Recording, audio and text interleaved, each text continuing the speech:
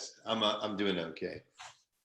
You know, I'm wondering if, since we only have a few of us here, whether we could actually start our regular mornings, since we only have whatever, 10, 12, 14 people, certainly easy enough to socially distance and wear masks. Could actually start our regular mornings, since we only have whatever, 10, 12, 14 people, certainly easy enough to socially distance and wear masks. Could actually start our regular mornings, since we only have whatever. Marty, you still there, right? Hello? Yeah, I'm here. Yeah. 14 people. I don't know, it's echoing. Yeah, I think I just loaded it onto YouTube and something just happened. Let me check. Just hold on. Oh yeah, absolutely. And the answer to that is yes. I mean, you think that we're ready to you're thinking that we're ready to do some sort of get back on track, right? I think so. Again, as long as we are careful, socially distanced, wearing masks, and we're nice and spread out. Again, it's not like we have 100 people in the morning. It's.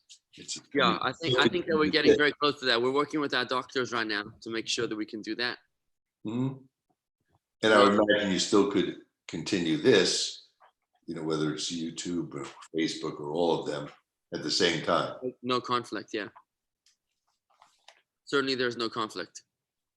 I agree with you. We're actually working on protocols right now. I mean, it's going to require face masks and 6-foot distancing and other such pre-calculated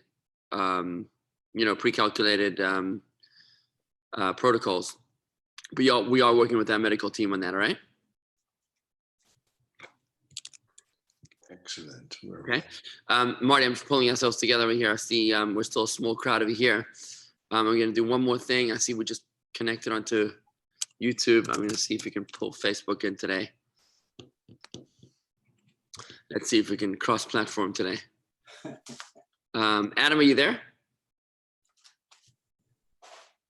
Oh, okay. So YouTube just posted the invitation. Adam, are you there? Not sure. Adam, are you there? Testing. 1, 2, 3. By the way, while we get ready. Yeah, I'm still getting ready. I'll be right there. Oh, you're getting ready. Fantastic. Yeah. Just to mention to you guys, we're doing a special presentation on Sunday night, which is going to be a global JLI presentation. I'm actually presenting it on the Book of Ruth and Shavuos, which is going to be a 20-minute presentation on Sunday night, just FYI. We'll be sending out more information. Did you see what we're doing with Unorthodox? Yeah, I did. Yeah. What do you think? It'll be great. I'm looking forward to it. Did you watch it? Yep. Did you read the book? Her book? I didn't read the book. Oh, I'm cool enough to watch it, Come on. Did you have the Cliff Notes? The book is much different. Is it? Yeah. Which one is better? It's better. I think most, this is an adaptation of the book. And in the book, her first book, she doesn't go to Germany.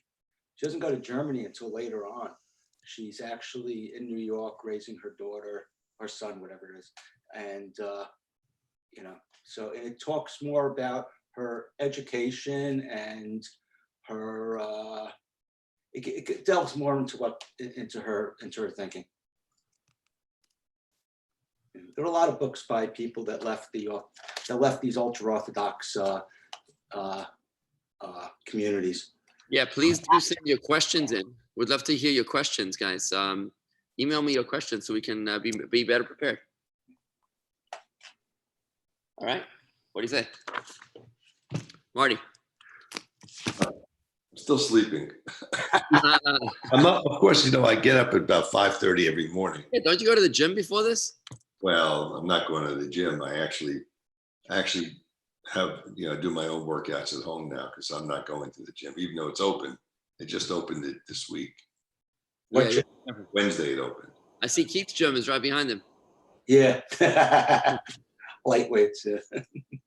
Yeah, I haven't been on my Peloton in a few days. I've been giving myself a little break. Anyways, let us begin. All right, guys. I'm sorry for the late starting over here, but we are good to go, and let's get the show on the road. All right. Yep. So we're cross-platforming again. We're on YouTube, nice signal, Facebook. So just to welcome everybody on Facebook, we have Miriam and Hannah and Andy and Edward that I'm aware of. And on YouTube, there's another 500,000 going on, as well as on Zoom. So I think altogether we're about we're 1.5 million probably. Okay, good way to start. So today's Hayom Yom. I'm just going to begin with Hayom Yom. Today is Yom Yerushalayim, Jerusalem Day, the day that Jerusalem was recaptured after 2,000 years almost, about 1,900 years and change of exile since the Romans. We reclaimed Jerusalem. It's a big day, 6-day war, open miracle in our times, in our generation.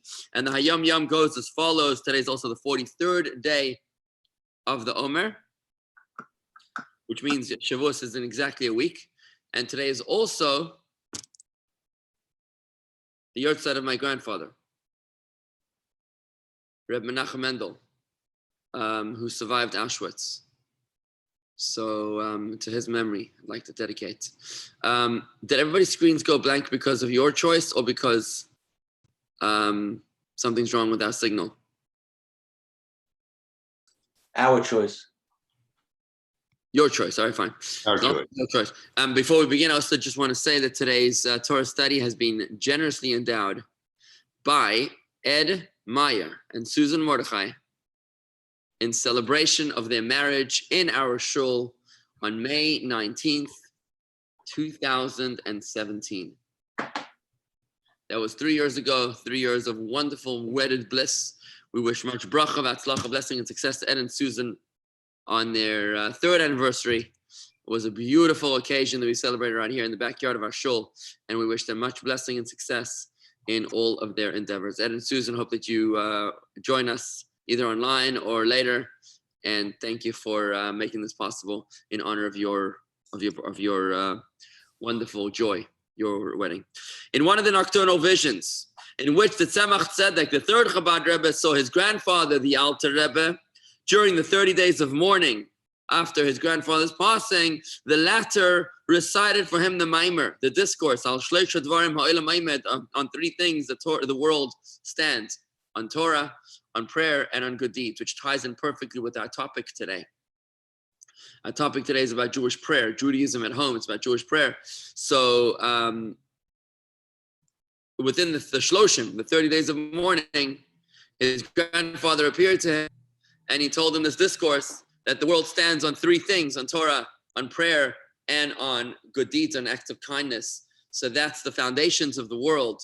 Can you imagine, when somebody passes away, if they would come back to you in a dream and give you like a teaching?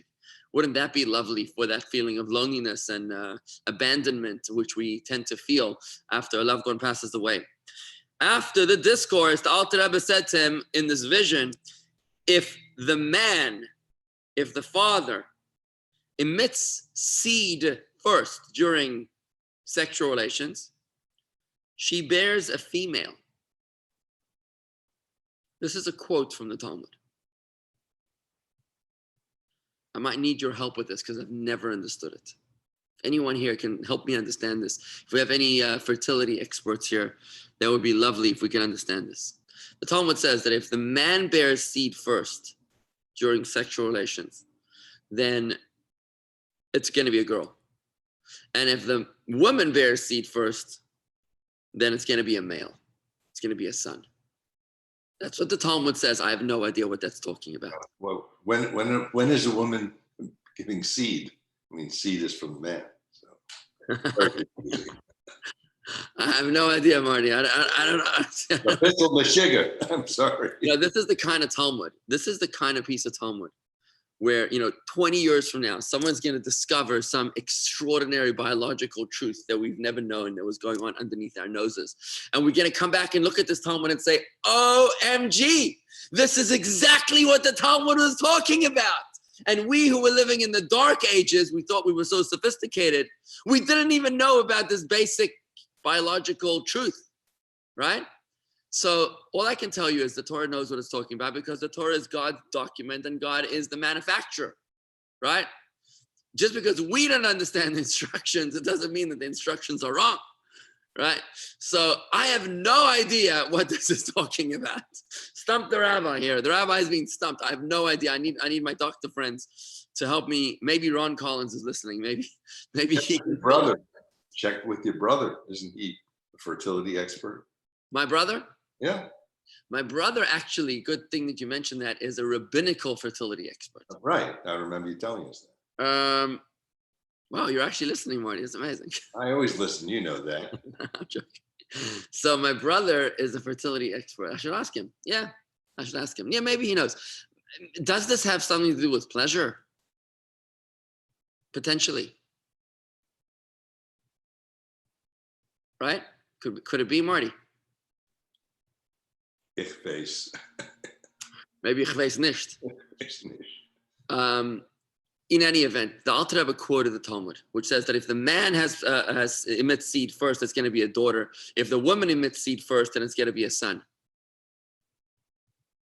So,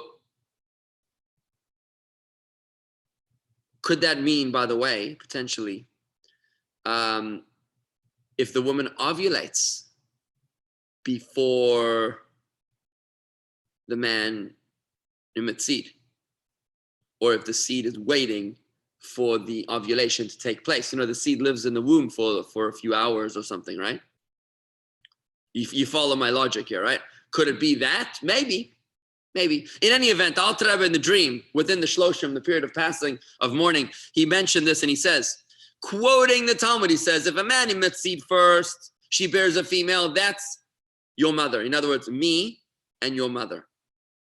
If the woman emits seed first, she bears a male, that's your mother and you. Which means, Alter Rebbe said to him in the dream, me and you are deeply connected because I'm your maternal grandfather. Which means man, woman, man, therefore we are deeply connected. So that's the extent of today's Hayom Yom, which is a little bit interesting, you know, to understand what the message is here. Clearly, it's telling us about the connection between the Tzemach Tzedek, who was not a son after son from his grandfather, but a son after daughter from his grandfather. And I guess maybe he was feeling a feeling of insecurity. Maybe that's the message here. I was thinking about writing about this today, actually. Maybe it's feeling a sense of insecurity, of unworthiness, a lack of self-esteem. Maybe it's feeling somewhat of imposter syndrome, which really connects very beautifully with Shavuos, because when you think about Shavuos, there's three people, the three main characters of Shavuos. You have any idea who they are? Anybody here can post on Facebook or YouTube? Anybody of our Facebook or YouTube listeners? Hi, good morning. So many people joined us now. I see Rob Berger's on Facebook, and Stephanie is walking with me, and Esther Haddad, right? Nice, on Facebook. And on YouTube, nice crowd. But anybody know who are the three main characters of Shavuos? They are Moses, who received the Torah on Shavuos. King David, who was born and passed on Shavuos. Hi, Lauren. And the Baal Shem Tov. The Baal Shem Tov, the founder of Hasidus, who also had his yahrzeit on Shavuos. Right? So these are the three main characters: Moses, King David, and the Baal Shem Tov. All three of them, what they have in common is messed up childhoods. Think about it. They all had dysfunctional childhoods. Moses, I mean, he had a death warrant on his head before he was even born. The parents put him on that cruise down the River Nile for the first, when he was 3 months old. Then he was found by an Egyptian princess who then adopted him, and he was kind of raised in this very non-Jewish environment far away from his parents. Very dysfunctional childhood. And his adoptive father that wanted to kill him, Pharaoh, if you remember that story. King David, talk about dysfunction. His own father thought that he was a bastard. I mean, talk about messed up, right? His own father didn't realize that he was his father, and his mother never told his father that he was the father. So his own father abandoned and rejected him. It was only when the prophet of God came in, when Samuel came in looking for maybe you have another son, he asked Jesse, father of David. And that's when it dawned upon Jesse many years after he was born that he actually does have another son that he never knew about, and that's David. Still, people hated him until after he died. He had a very messed up childhood in life. And Baal Shem Tov lost his mother very early on in life, and his father, I think he was 9 years old when his father passed away. So he was an orphan from the age of 9 years old, wandering around the forests of Russia. So all these three characters of the Shavua story all had dysfunctional childhoods. What does that tell us? That you're not defined by your upbringing. You can reinvent your wounds of abandonment and rejection, your lack of self-esteem, to become someone truly great, to blaze your own trail. Perhaps even, it's like a bow and an arrow, that when you pull something away from the destination, that's what gives it extra impetus to move towards the target. At any event, when we look at today's Yom Yom and we see the Alter Rebbe coming to his grandson in a dream, telling him that I'm deeply connected with you spiritually, maybe he was trying to give him a sense of worthiness. Something which I think all of us would do very, very well with having. I think we all struggle from a great lack of self-esteem and lack of sense of worthiness. But it's when we approach the festival of Shavuos and we realize that we were all chosen by God. We're all a chosen people, a nation of priests, a holy people. When we realize that we are the sons of God, I hope that should be able to fill us with a sense of purpose and dignity and an awesome sense of responsibility. There's a note over here. The Tzemach Tzedek was adamant in refusing to accept the mantle of Rebbe after the passing of his uncle, the Mittel Rebbe, the second Rebbe. A senior chassid, Reperetz Chernigover, prevailed upon him, arguing the statement in our text that the Tzemach Tzedek is the rightful heir, being the son of the daughter of the Alter Rebbe. He therefore had the quality of the Alter Rebbe dominant in his daughter, since man causes the daughter and woman first causes a son. And what this was in turn transmitted to and dominant in his son. So basically, the Hasidim obviously, so I guess I'm right, that the Hasidim had to convince him to become Rebbe. And that indeed is what happened. So yes, maybe this is a sign for me that I should be writing about this today, about this idea, about a lack of self-esteem and the message we learned from those three characters, Baal Shem Tov, Moses, and David. And if you have any comments, hey, let me know if I should write about that. Maybe I'm feeling a lack of self-esteem about whether I should write about this. So if you think that's a good topic, then please let me know. Send me a post over here or something. Give me a post on Facebook or on YouTube. In any event, without going further, folks, I'm going to go straight into, good morning, Daniel. I'm going to go straight into our topic of the day, which is Judaism at home. We're learning now about prayer. Next week, God willing, it will be Shavuos. So just before Shavuos on Thursday morning, Yontif begins Thursday night. Just before Shavuos, we're going to have a DIY class, a do-it-yourself class on Shavuos. There might be a small chance we might actually be open on Shavuos here. We're still working with our doctors closely. But if indeed we are not open, or if we are open and you can't make it, then we want to give you a DIY as to how to do Shavuos at home. And that's what's going to be happening next week, Thursday morning. So let's get straight into it. We're learning now tefillin. We're learning about the tefillin and how we lay tefillin. So tefillin, by the way, is a mitzvah that is as important as any other mitzvah of the Torah put together. The Medrash tells us that the Jewish people came before God and they say, God, we'd love to learn Torah all day and all night, but we just don't have time. It's too hard. We got to work for a living, So God tells them that if you fulfill the mitzvah of tefillin, I will consider it as if you studied Torah by day and by night. The tefillin is a tremendously powerful mitzvah. And it's very, very important to know that and to lay the tefillin every day, no matter where you are, You know, as I travel through the world as a youngster, I would always take three things with me: tefillin, passport, and money, in that order. I needed tefillin, passport, and money. Everything else was fungible. Clothing, everything, doesn't matter. But tefillin was irreplaceable. If you're in Uganda at an airport or something, you need to have tefillin. Passport, you obviously need a passport.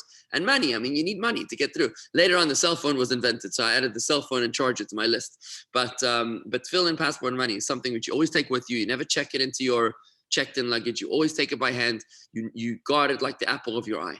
And I want to encourage you to make sure that you have your own pair of tefillin, especially now with this mess of the pandemic. You know, it's the first time in my life that I've never been able to lay tefillin. I actually have to resist the temptation to ask people to lay tefillin with me because I can't lay tefillin with them. It's like I can't even get close to them and I can't share the tefillin with them. I've got to be careful. So now more than ever, I want to encourage you to buy your own pair of tefillin. A pair of tefillin is not something that you buy on eBay or on Amazon. It's not something that you get the cheapest price for. It's got to be written properly, and there's a lot of fakes out there. You got to make sure that you can't just say, well, there was Hebrew writing on it. A rabbi at a flea market in Mozambique sold it to me, therefore it's probably good, rabbi, right? No, it's not like that. It's like maybe it's like a car. That if you get it used, there's all sorts of problems with it. You want to get a brand new pair of tefillin.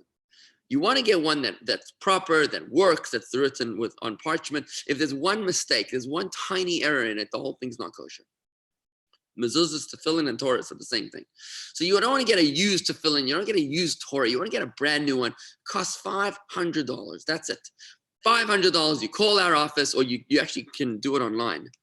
You can do it online. You can fill out a form. I believe it's called jewishgardens.com/security. If you just go to that link, jewishgardens.com/security, that's where you can order your own pair of tefillin, and we will make sure to get it to you, a brand new pair of tefillin. Or, by the way, if you already have tefillin, you can have your tefillin checked.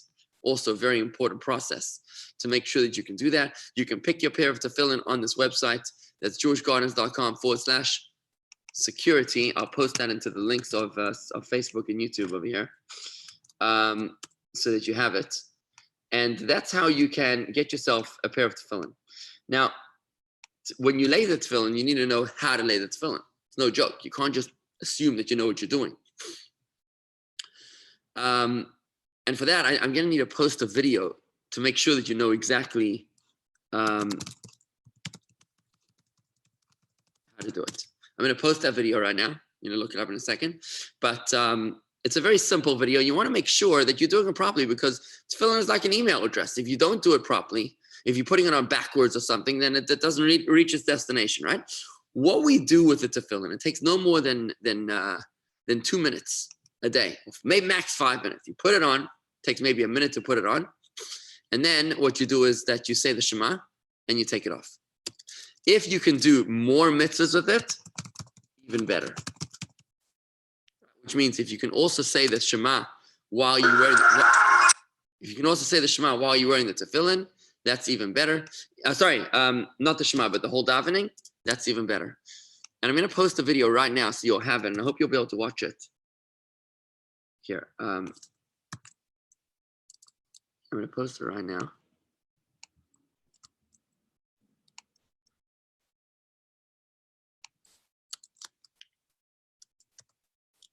Just 1 second.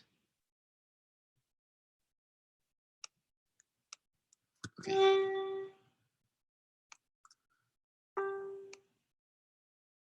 Okay, I'm posting it now.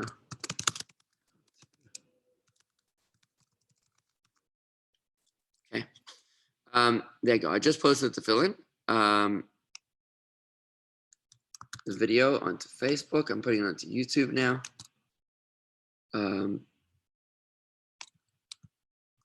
Whether you have tefillin already, it's a good thing for you to watch this just to be able to make sure that you're doing the right technique. It's always something to learn. And if you don't have a tefillin pair, then it's a good thing to learn, to get the tefillin pair, to learn how to do it, right? And that's how it's really important. So when you lay the tefillin, here's what you do. You want to say the Shema in it. Remember, we said last week that there's two mitzvahs. There's the mitzvah to say Shema in the morning and to say the Shema in the evening. So when you lay the tefillin in the morning, you put it on 2 minutes, you say the Shema, at least the first paragraph, and then you take it off. That's it. If you could do that every day, you will change your life. And I've seen people who have started to do that, and their life, there's like a light in their life. There's a beauty, a blessing in their life. It's a tremendous, tremendous thing. Again, so you can order your tefillin online at jewishgardens.com/security, or you can just call the office here, and we'll either order you a brand new pair of tefillin, or you can have your tefillin checked. Once we do that, and this is something you should do at home. It's so easy. You can lay the tefillin in the morning, you put it on, you say the Shema, you take it off, and you're golden. You do that every day except for Shabbos and Yontif. That's it. Except for Saturdays and Yontif. Like next week, Friday and Saturdays, Shabbos is Shavuos. That's why we don't need tefillin. The reason, by the way, why we don't need tefillin Shabbos and Yontif is because the Shabbos and Yontif makes the tefillin redundant. The tefillin is the sign that God has chosen us. Shabbos and Yontif is also a sign that God has chosen us, as is the bris is a sign that God has chosen us. We always need two signs: bris and tefillin, or bris and Shabbos. That's how we roll. Therefore, in Shabbos and Yontif, we don't need tefillin because it's redundant. It's like lighting a candle in the middle of the day when it's not necessary. We always need two signs to keep us in check. Besides for the extraordinary spiritual blessing that the tefillin brings upon us, which, by the way, is very, very closely connected to today's date, which is Yom Yerushalayim. Why is Yom Yerushalayim connected to tefillin? The beautiful story of how 1967, May 30th, the Rebbe came out onto Eastern Parkway in Brooklyn, and he made a powerful declaration when Abdul Gamal Nasser of Egypt, the Prime Minister of Egypt, had just signed over authority over Syria and Jordan, I think it was, to drive Israel into the sea, God forbid, in the beating of the drums towards the Six-Day War. The Rebbe came out with a declaration, and he said that if we lay tefillin with every Jewish male over the age of 13, if we lay tefillin with as many Jewish men as possible, we will experience miracles of biblical proportions. That was on May 30th, 1967.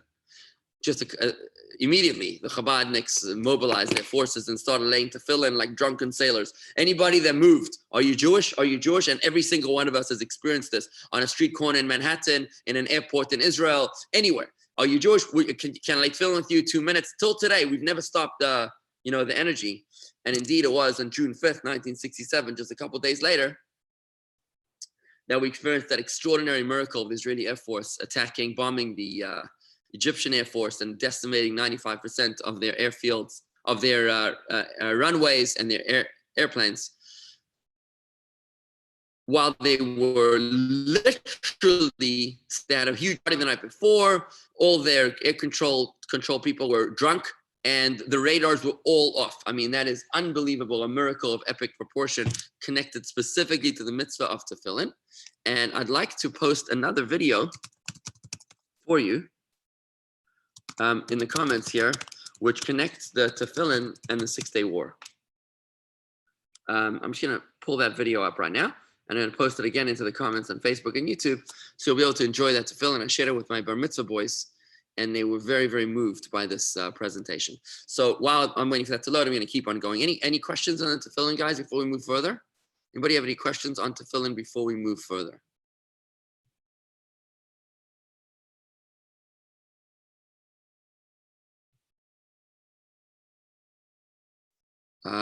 Let me check the comments here. Very good topic, Rabbi. Many people's past history has affected them by feeling insecure, lack of confidence, and valuing life. Personally, I feel you are in a position to help those individuals. Thank you very, very much, Julia. Good. Okay, so far it looks like no questions on this topic, and I'm going to be able to go further. So another thing that we do before we start the morning service is we make an affirmation of our commitment to love our fellow Jews. That's the affirmation that we make in the morning before we start davening. It is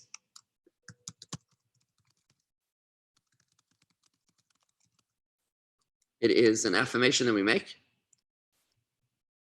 I hereby accept upon myself the mitzvah of loving my fellow Jew as myself. If you have the prayer book, it's very important to see this right at the very beginning of the prayers. You'll notice it on page 12. top of page 12 in the prayer book. Many of you have this book. If you don't have the book, you can find the book at the Hebrew Books online. I've posted it recently. But basically on page 12, I hereby take upon myself to fulfill the mitzvah of loving your fellow man as yourself. And that is a very special affirmation to make. Why do we make that affirmation before we daven? The reason is because we know that God blesses us when we are united. God bless us when we are all together, when we are one. That's when we are ready to face God.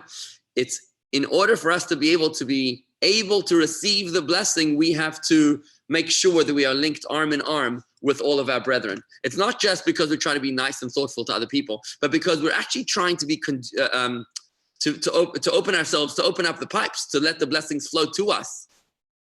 We need to link arms with our brethren.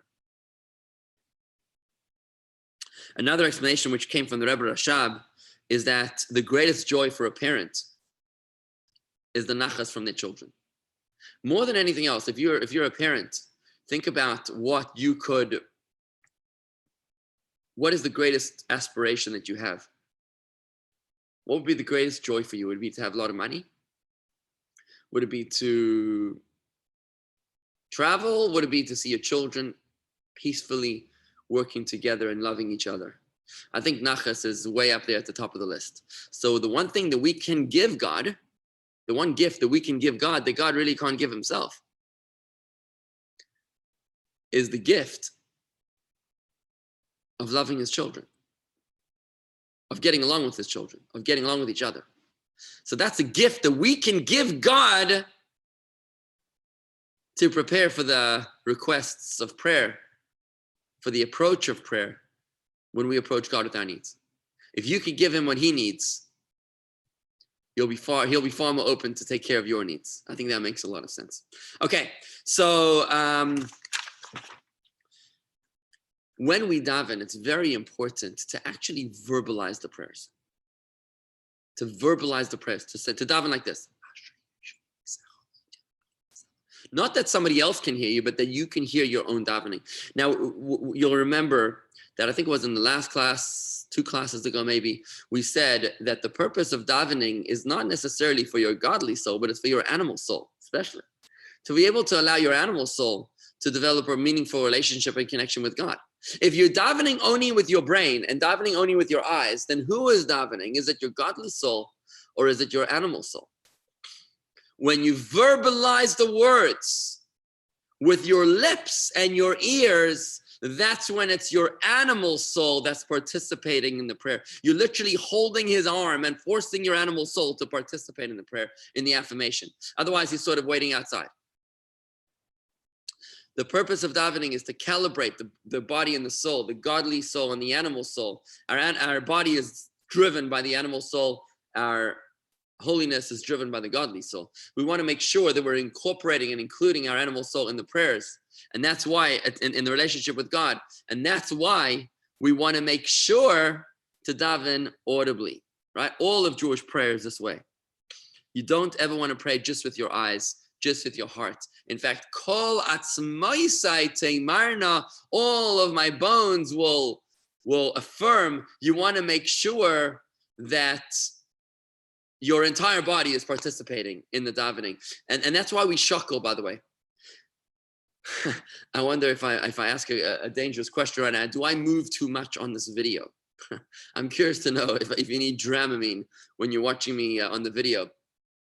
I hope not, because I'm constantly in motion. And the reason is because I'm trying to incorporate it. I mean, by now it's second nature. I've been doing this for 35 years, but my entire body wants to participate in the learning of Torah and the davening, because that way, every one of my bones, as King David says, all my bones declare, when you sway in davening, your entire body is engaged in the act of prayer. And that's the reason why we shackle. Shuckling is a Yiddish word, which means to sway. We sway because my entire body is worshiping, is involved in this connection with God. Not just my lips or ears, but every one of my bones. And that's why I sway in davening, right? So I want to encourage you to sway, to get into it. And I find, by the way, that swaying actually gets me in the in the mindset of davening. There's actually a fascinating study that I came across called EMDR. EMDR, I cannot remember what it stands for, but it is a form of psychology treatment. It's based upon the REM sleep. They use this for therapy. It's based upon REM sleep. That when we are going through REM sleep, which is the deepest form of our sleep, the most restful form of our sleep, REM stands for rapid eye movement. Rapid eye movement is REM sleep. And the way that our eyes move in the most relaxed time of our sleep is like this. They move from side to side. That is how our eyes move when we are in the most relaxed, tranquil state of sleep. So the EMDR therapy is built upon that basis, that when we move in that kind of motion side to side, that's when we find a state of relaxation. And that's why through this therapy, what they'll do is they'll use audio signals or pulsating signals, or even just the movement of a finger in front of your eyes in that motion to get your body into a tick-tock kind of motion, your consciousness. And that's when they can infuse therapy into you to fix any adjustments to your way of thinking or deficiencies. So I find that when I sway, you may have noticed in shul, I typically sway side to side when I daven. Maybe on screen, I move forward, back and forward. But when I daven, I go sideways like this. Tick tock, like a pendulum.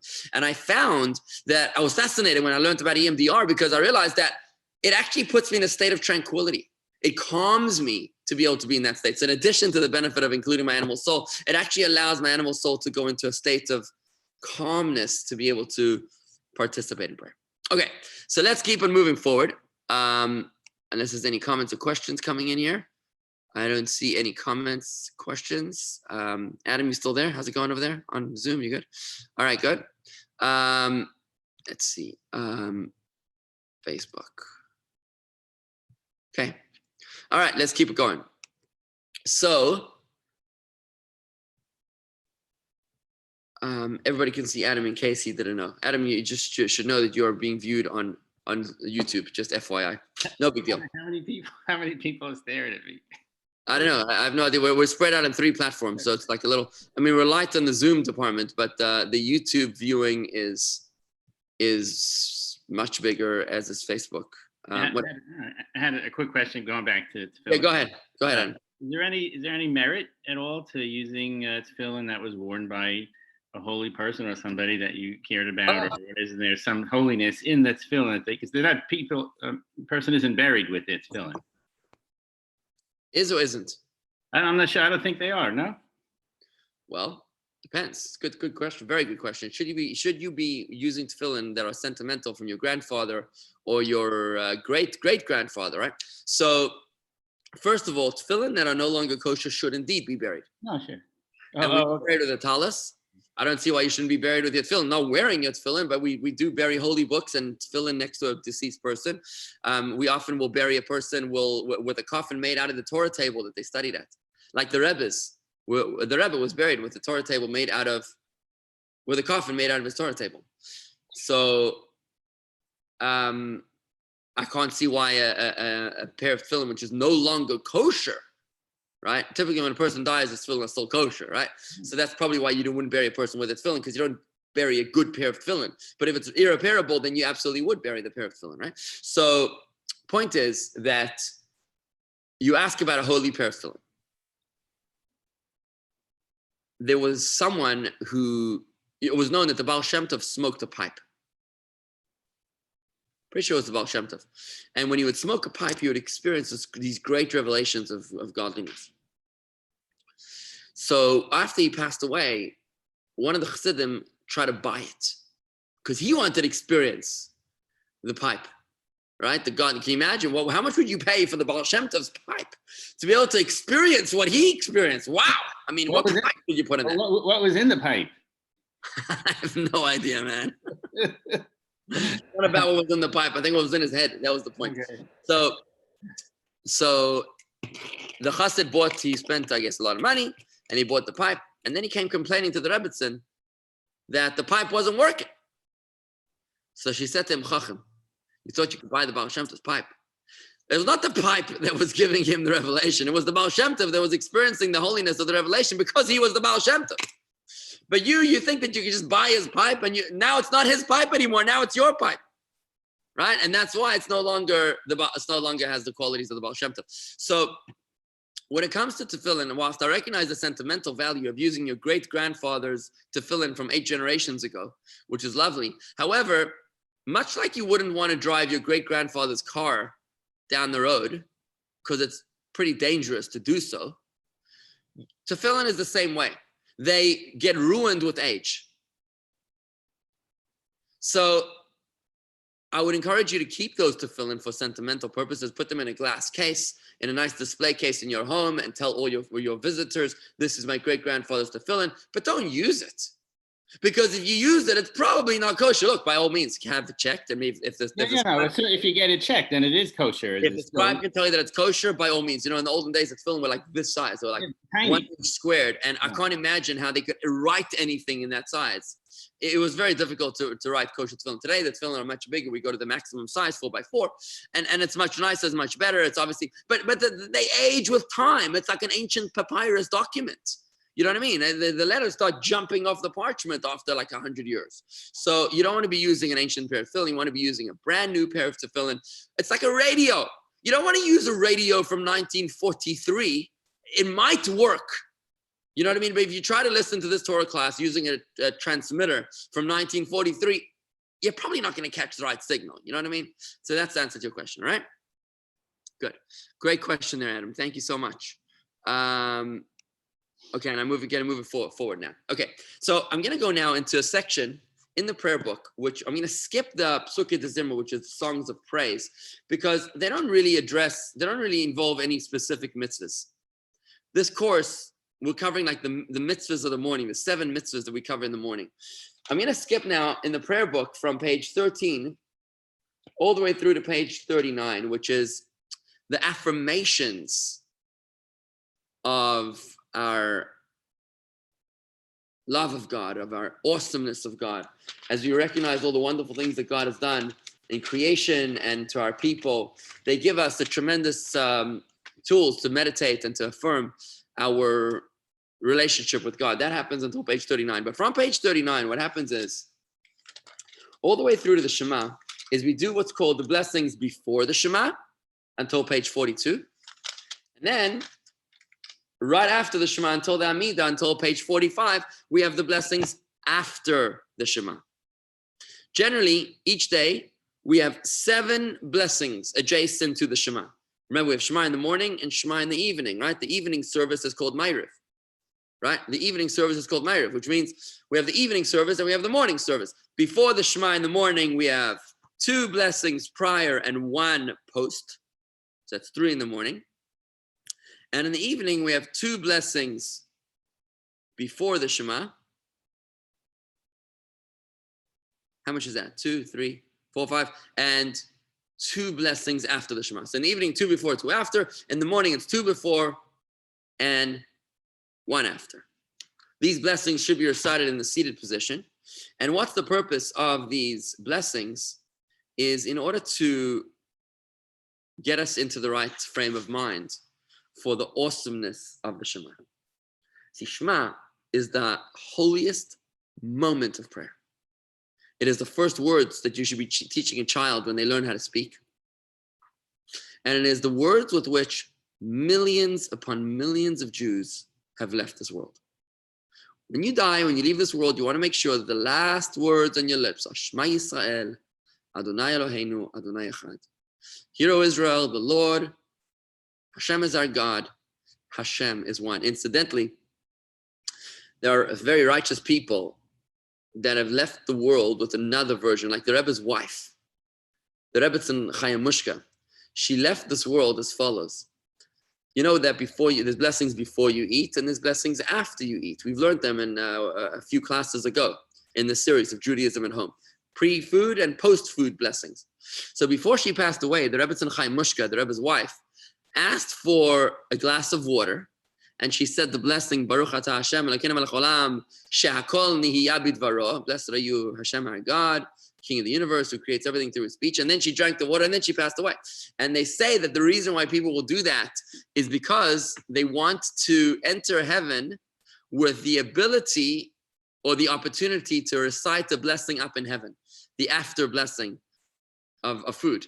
Because here's a person that their entire life, they never missed a single blessing before or after food. And now the only reason why they can't make the blessing after the food is because God took them from this world. That's not their choice. They can't do the blessing anymore.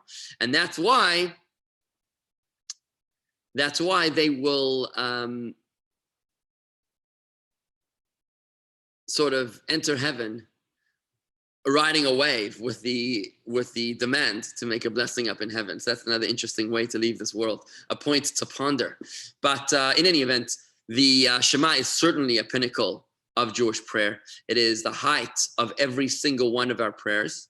And therefore, we need to prepare for it emotionally. So besides for the Psukkah, the Zimmer, the songs of praise, which you say in the morning, which is just getting you in the zone, right? When you think about God's creative, awesome creative power and his kindnesses with our people, right? That's wonderful. But then you come to the Baruch Hu, which is on page 39, which is praise to Hashem, who is praised, right? That's when we bow and we respond, blessed is the one who is praised forever and ever.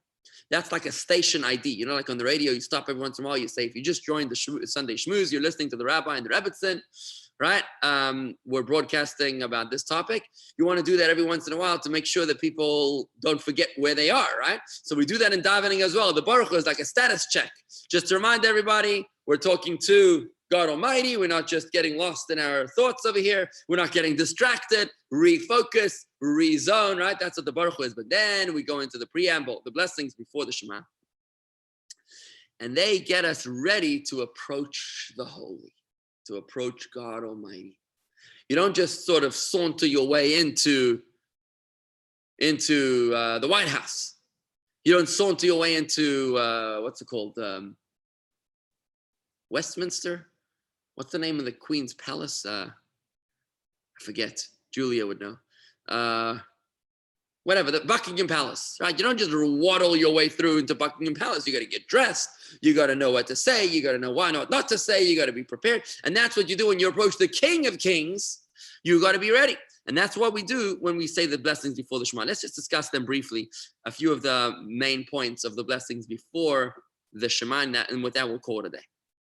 So the first blessing is called Yotzer Or, which mentions the enormity and the brilliance of God's creation. The complexity, the vastness of, the multitude in the world helps us realize that the world we experience every moment of the day itself expresses its creator. This makes us want to draw nearer to God. Specifically, we mentioned on page 39, who forms light and creates darkness, who makes peace and creates all things. It's interesting we reference light and dark. First thing we're pointing out over here is that there's only one entity. There's no light and dark, like forces of goodness and forces of evil, like in other religions might be preaching. In Judaism, we say, no. There's only one boss over here. There's only one master of the universe. There's no God and the devil. There's just God. There's God, and God is good. God is only good. No evil descends from God. There's no darkness that comes out of God. What about that which looks like darkness? Well, it only looks like darkness, as we've spoken about here on many different occasions. Very, very deep stuff. No evil descends from heaven. There's only goodness that comes from God. That which looks like it's dark is really hidden light. That which looks like it's evil is really hidden goodness. And we yearn for Mashiach to be able to experience and perceive how all of that is actually really goodness, right? So is actually goodness. So that's a very powerful realization right there, that you come and approach the Shema, you realize that you're talking to an awesome God over here. You're talking to a God that is so far greater than anything we can possibly relate to. You know, we, the scholars of the community, have been studying here together this idea. We've grappled with this, and I wonder if Warren is listening from Virginia.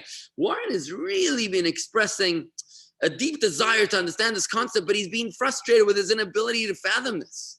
And I think we all are struggling with our inability to fathom this idea on some level, because it's essentially unfathomable. We're living in exile. Exile means a state of spiritual darkness. This is like breaking the glass ceiling that we mortals are not allowed to break. You know, even the most philosophical rabbi is unable to avoid crying, mourning at their own loss. I've never seen anybody experience loss and say, well, this is hidden good. It's not anything we could possibly really relate to as mortals. We can maybe understand it, but to feel it is forget about it. So it's with that realization that we're starting to approach the awesomeness of God. We're realizing this is not just our buddy slap on the back and say, yo, bro, what's up, right? You can't do that with God. You've got to realize who it is that you're approaching. And that's what the meditation on page 39 in the first blessing before the Shema is all about. Another theme we bring up over there on the same page.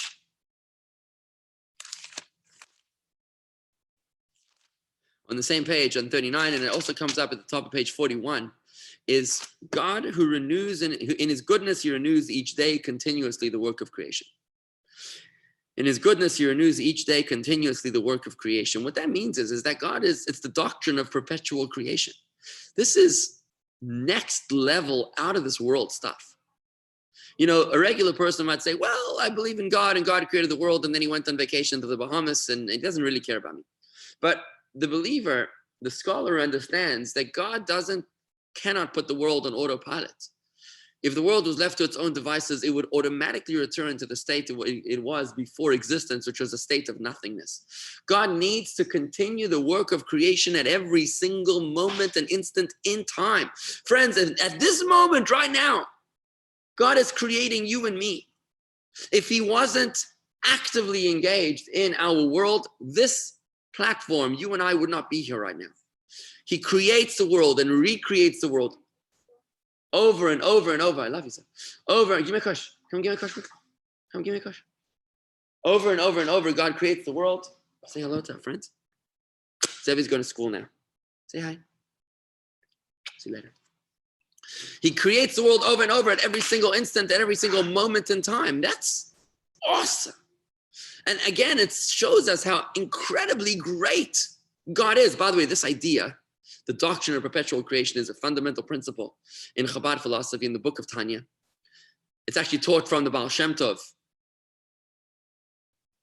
whose yard site is on Shavuos. And we've learned about this in Tanya. If you would like to learn more about this, I'd like to encourage you to ask Ashley to send you a course that we taught, which is just a mind-blowing course called What Is. I know the course doesn't really have a normal title, but that's what it was called. What Is, ? Is the name of this course, which goes through 6 great ideas, 6 mind-blowing ideas in Chabad Hasidic philosophy. I taught this course. And if you listen to one of those 6 segments is on the doctrine of perpetual creation, explained in great detail. It's extraordinary. It's really out of this world stuff. And that's the meditation that you're approaching, and you know, in the blessing before the Shema. This is next level meditation. You're thinking about, this is a God that is totally out of my league. And you start to feel a sense of distance from God. You start to feel, I am so far removed from the greatness of God. You start to feel a sense of smallness, a sense of awe and distance.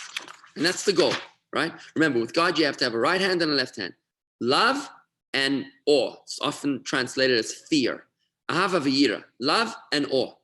Love and respect. What's respect? Respect is when you keep a safe distance, right? Like we learned in the Zoom Scholar in Residence this week. Learning to like the people that you love. The essence of the conversation was that you don't have to like the person that you love, but you have to respect them. Respect means to, even if you don't agree, even if you don't like them, you just respect them. You exhibit love, right? Even when you're at a distance. And that's the kind of relationship we're supposed to have with God, which is respect and love at the same time. So the first blessing of the Shema builds up the respect, builds up the distance, builds up the awe. We talk about how King, on page 39, King who alone is elevated from aforetime, God of the universe, which speaks to the theme of transcendence, how God is transcending anything and everything. So whenever somebody comes in with a question and says, well, how do you explain God in the Holocaust? You have to fundamentally understand that God is transcendent from everything in this universe, transcendent from your ability to fathom. It's an idea that you, if I was God, I wouldn't have done it this way. Okay, but God is transcendent. He is so far removed and so far greater than anything you could ever possibly achieve. You've got to be able to recognize that this is true greatness. You're not talking about an elected official in the White House that somehow won an election by some fluke or some polling error. You know what I mean? You're not talking about somebody that just happens to be in the White House. You're not even talking about Queen Elizabeth that just happens to have been born in the right bloodline. But you're talking about the creator of the universe. This is something which is an entity that is so far greater than anything we could ever possibly relate to. It inspires us to have a feeling of awe and surrender before God. And then we move on into page 40, which is talking about how the angels serve God, and which tells us that, by the way, God is not just God over humans, he's God over the angels. He's God over he's the master of all the supernal beings as well, right? He is truly almighty.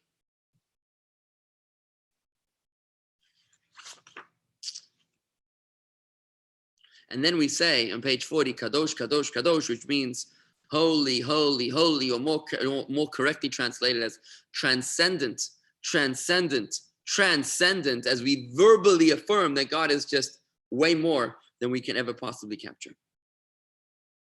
And then we go into the second blessing of the Shema. The second blessing is before the Shema, is page 41. It's called Ahavat Olam Ahavtanu. You have loved us with an eternal love. And this is the counter to the previous blessing. The previous blessing was telling us how far removed, how far greater than us is God. That was the first blessing, right? That was telling us about how God is so far transcendent and far removed and so greater, and creating a feeling of respect and awe to God. But then comes the second blessing, which is telling us about God's love for us, which basically tells us that despite it all, though he is master of all things and creator of all the universe and capable of everything, where did he choose to focus his attention? On you and me. Specifically. Who does he love? Ahavat olam ahavtanu. You have loved us, your chosen people. We are the ones that you have chosen. And that fills us with a sense of tremendous validation. Wow. Of everything it's me that you want to choose? That's incredible. It fills us with a sense of purpose out of this huge multitude of options. You've chosen, out of all the peoples, you've chosen me. That's unbelievable. It's really unbelievable. So it's a sense of incredible empowerment and validation and self-esteem. You know, I'm struggling with a person in our community who believes that animals and humans are all the same. He sincerely believes that we have no right to take advantage of animals. We have no right to eat them. We have no right to wear them. We have no right to do anything to them. We should just live and let live, right? And I'm trying to explain to him that we were put into this world not just as random passers-by, sort of looking at everybody else and, you know, like in a hotel, like just don't break anything. We were put into this world for a purpose, to elevate all of creation. We were chosen. We were appointed for a mission to engage with every single thing in this world and to infuse it with holiness. We were put here to take advantage of every single thing in this world, to take an animal and to make a blessing on it and to eat it for the purpose of a holy purpose. And thus we sanctify and elevate the animal. This is a principle this person is really struggling with me to understand. I'm really working on this, you know, but it's here in this prayer of the blessing just before the Shema, which helps us put that into focus. Ahavat olam ahavtanu. You've loved us with an eternal love. God wants a relationship with us. He wants us to serve him. right? And when we think about the fact that God has empowered us and chosen us, what happens is that I've spoken about this many times, hearts are like mirrors. What you feel towards your fellow is what your fellow feels towards you.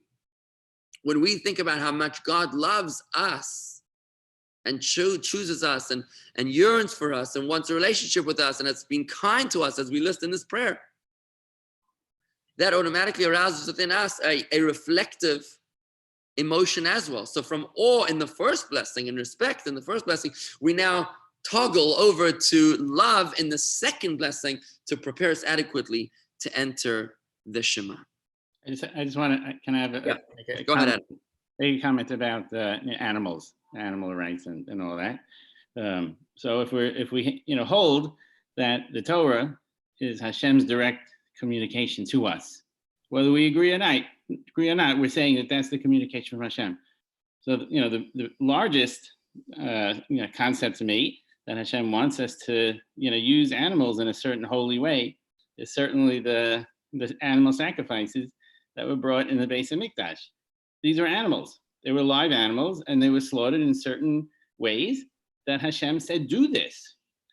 So it's not even giving us this choice to say, well, but animals are, very nice and we shouldn't. We're saying Hashem saying this is what he wants. So I think just from that angle. Yeah, so you can relate to that. That's all. I'm just saying, whether I like it or not, this is what Hashem says, do this. So I think what this person is struggling with me to understand is, I think he's struggling with the acceptance of the fact that God actually wrote the Torah. I believe that's what he's struggling with, because if you can accept that God exists, A, and B, that God wrote the Torah, then you have no choice, like you just said, to say that's what he wants. Nobody's asking my opinion. All right, that's what he wants. Right, you're saying you have to get over that first hump. Get over the first hump and say that these are the laws. This is the direction. Exactly, and that's obviously a fundamental principle here of faith. So in our last engagement, in our last conversation, it's all via email. Yeah. He asked me a very interesting question. He says, "Well, maybe you're wrong." He said, "Maybe you're wrong. How do you know that your faith is not wrong?" Yeah, all right, but that's a whole different. Right. So I've got to find the right words to explain to him that faith is not, and it's very respectful dialogue, by the way. Don't get me wrong. Very respectful dialogue, and the guy's a real thinker, which is beautiful. I love to engage with him, but I think that faith is not something which you can ever be persuaded out of, because it's not something that you were ever persuaded into. It's who you are. It's your identity. And therefore, being wrong is not an option. That's faith, right? That's faith. So this person is more of a scientist, and therefore everything is rational for him. And I'm trying to find the right words to be able to convey that in a way that he can appreciate and understand. And that's part of the fun, part of the encounter here. So I'm looking forward to finding those words. Anyways, so just to wrap it up over here, we also mentioned over here the importance of teaching Torah, not just the fact that God gave us the Torah. We spoke about the importance of teaching Torah, because God wants us not only to be insulated in our own holiness, but to be able to share and spread that holiness all around us. And as we wrap up that prayer, it mentions another mitzvah, which is the mitzvah of remembering the Torah being given on Mount Sinai, which is something you're supposed to remember every single day. By the way, I'd like to draw your attention to the 6 remembrances, which you'll find in the prayer book on page 84. Bottom of page 84. You're supposed to say these 6 remembrances every single day. They published in the prayer book at the end of the morning prayer on page 84. 6 remembrances. You're supposed to say them every day. So when we say them before the Shema, we're actually mentioning one of them, which is the mitzvah to remember that God gave us the Torah on Mount Sinai, the mitzvah of remembering Shavuos. We also remember Amalek of here as well. When we remember your great name, it's a reference to remembering Amalek. Amalek was the nemesis of the Jewish people that the Torah testifies is until Amalek is wiped out, the name of God is incomplete.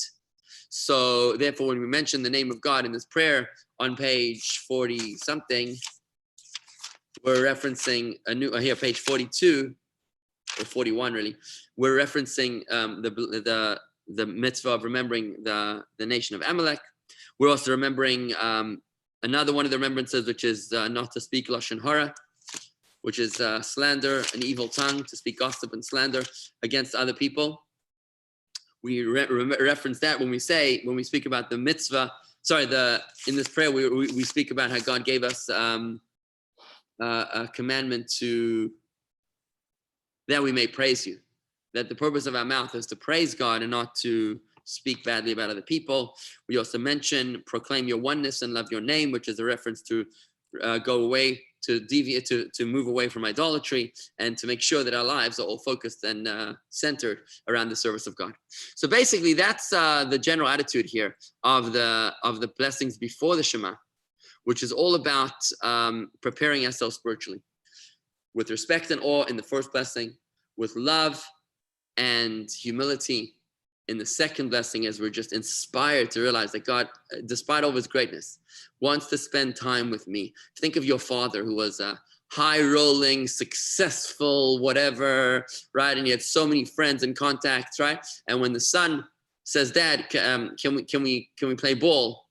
And dad says, "Oh yeah, I'm dropping everything, and my phone is always off when I'm with you." That's like an unbelievable moment when you realize, wow. So dad is such a high role and so many people want his attention, but when dad spends time with me, it's only me, right? That's kind of what we're thinking about when we approach the Shema, to say that despite all of his incredible transcendental and unfathomable greatness, God has chosen me to relate to care about, to want a relationship with. That is something which is deeply inspiring, something very, very beautiful. And with that, friends, I'm going to conclude over here. We're working slowly through this prayer business, the laws of prayer. We're going to carry on in 2 weeks, I guess, with the Shema itself. We'll continue with that. But next week on Thursday morning, because the Yontif starts on Thursday night, we will continue with the blessing of, with the Shavuos DIY, with the do-it-yourself Shavuos, how to manage Shavuos. Just to give you a quick summary on the upcoming events. Tonight at 7 o'clock, we're doing a pre-Shabbos Farbrengen. So join us on Zoom only. Tonight on Zoom only for a pre-Shabbos Farbrengen. We'll be having Shabbos songs from Label and his sons. And we'll be having a Farbrengen as well at 7 o'clock. Bring out your L'chaim. That's on Zoom only. On Sunday night at 8 o'clock, I'm going to be doing a 20-minute presentation on Shavuos and the Book of Ruth. That's actually going to be on a different channel. It's going to be like on the JLI global channel. So look out for that link in your email. So it's not the regular Chabad Facebook Live link.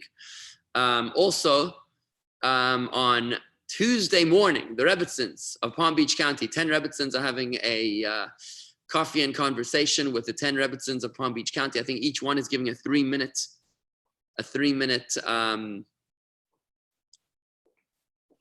talk on Shavuos, something like that. More details in today's email.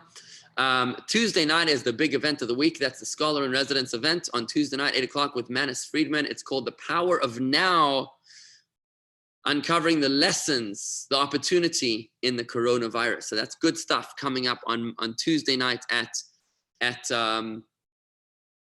8 p.m. And then we have something else on Wednesday afternoon at 2:45, I think it is. Wednesday afternoon, 2:45, we're having the Rabbi and Rebbitzin on radio talking about Unorthodox, the film Unorthodox, candid conversations on the myths and misconceptions of observant Jewish life on the big screen. Please send us your questions in advance of the event. We'll be moving really quickly, so we'll need your questions in advance. Send them to my email, to rabbi@jewishgardens.com. That's rabbi@jewishgardens.com, so we can have your questions in advance. And we look forward to all of those great events next week and tonight at 7 o'clock. So over and out, everybody. Thank you for joining me here today on this beautiful Friday morning. And we look forward to being in touch with you and hopefully seeing you all very, very soon. Sei gesund, good Shabbos, and we'll see you a little later. Thank you, Rabbi.